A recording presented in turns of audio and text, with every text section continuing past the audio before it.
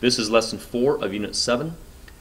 Up till this point, we've been talking about ionic compounds, the naming of ionic compounds. In this lesson, we'll begin naming covalent compounds. Remember that ionics were made of metals and nonmetals, which produced cations and anions.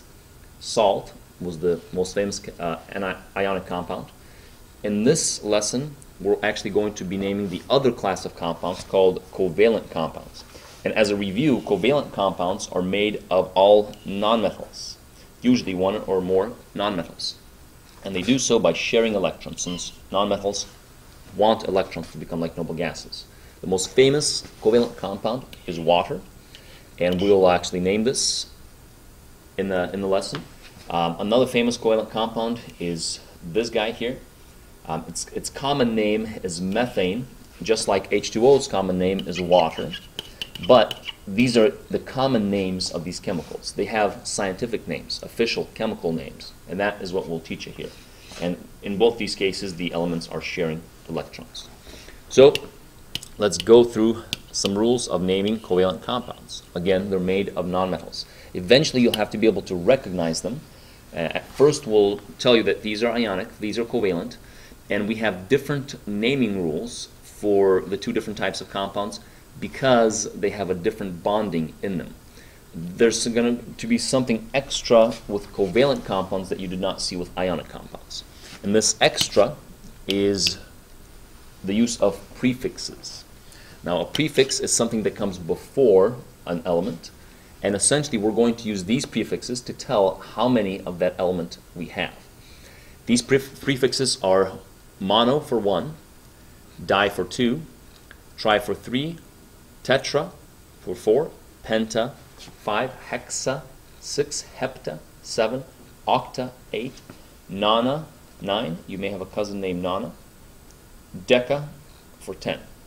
Now, these prefixes are actually used all over the English language in many of our common names, or not names, but nouns. So, for example, you may know about the game of Monopoly using the prefix mono. There is only one winner. You may know that this is called a trident. Tri.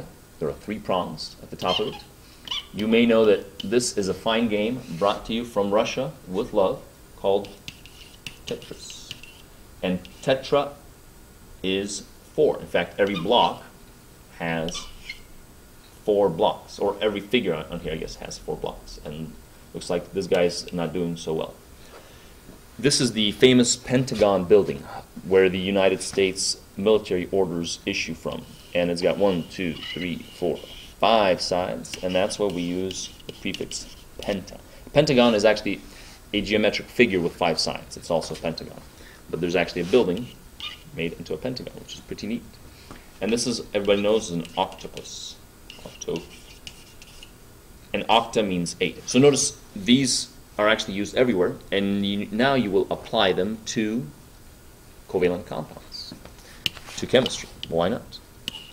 So what we've got here, here we have another picture of some fine young men doing things like running and throwing javelins. You don't want to be in the way of this guy. He will throw a javelin at you. And this is actually an Olympic event called the decathlon. And it's composed of miniature sporting events. And how many miniature things do you think you have to do? Yes, 10, because of deca. Oops. Deca like this. So you probably have to run, you have to swim, you have to throw a javelin at someone, and maybe some other things. So now we're going to give you the naming rules, and then we'll practice naming a bunch of covalent compounds. So rule number 1, for the first element, use the prefix except if it's mono, which means if you only have one of them, you do not say mono. The famous example of this is CO2. Everyone knows that CO2 is carbon dioxide, but notice you don't say monocarbon, you just say carbon. You ignore the first prefix. You don't ignore the second prefix though. You still say dioxide. And that's where the second rule comes in. It says for the second element, put the prefix even if it's mono. So for the second element, you'll always use prefixes. In this case, carbon dioxide is the prefix of the second element. Notice for the second element we have two of them. That's where we say di. For the first element we have one. We don't say mono for the first, is the idea. And then you still put "ide" at the end of it. And again, the reason here is that we have a compound. And if someone hears "ide," right away they'll say, aha, I have a compound. It's not just the elements, it's the compound.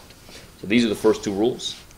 And the third rule is actually just a little detail, a grammatical detail. And it says you will drop the O or the A at the end of a prefix if the second element is oxygen. And this is that so that we don't have a double vowel. So this makes it roll off the tongue a little more easily. So here's the example, N2O5. We'll say dinitrogen pentoxide. We don't say pentoxide. So we get rid of the A. And if you had 4, it'd be tetraoxide. You don't say tetraoxide, and so forth. And that's really just a little detail, and if you forget about this detail, it won't be too much of a problem, actually. You can still find out what you're talking about. So here is the a few examples. Let's name these. And in the case of the first one, the element B is boron. Now we have two of them, which means we'll have to use the prefix for two. The prefix for two is di, just like dice. If you have two dice, I guess two of them. So maybe not. So we have di, boron. The second element is chlorine. The ending changes to "ide," and there are 6 of them. The prefix for 6 is hexa.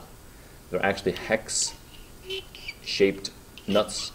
You can, you know, if you work, I guess, an auto body or something, you may find hex-shaped nuts.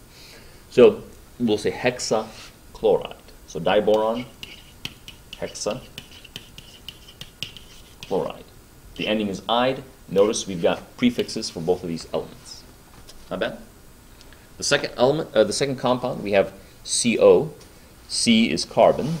Now, this is where the first rule comes in. You don't use mono for the first element. You will use mono for the second element, but not for the first. So this compound is actually rule 2, or rule 1 and 2 mixed together. So we just say carbon. And then for the second element, there's only one of them, so we say monoxide.